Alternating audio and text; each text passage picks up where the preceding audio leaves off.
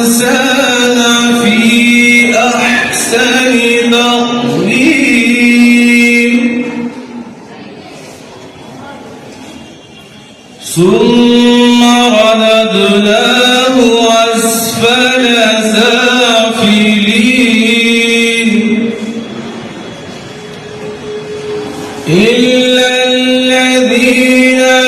آمنوا وعملوا الصالحات فلهم أجر غير ممنون فما يكذبك بعد بالدين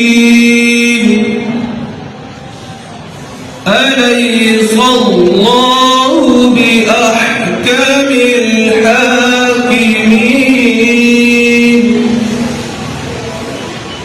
بسم الله الرحمن الرحيم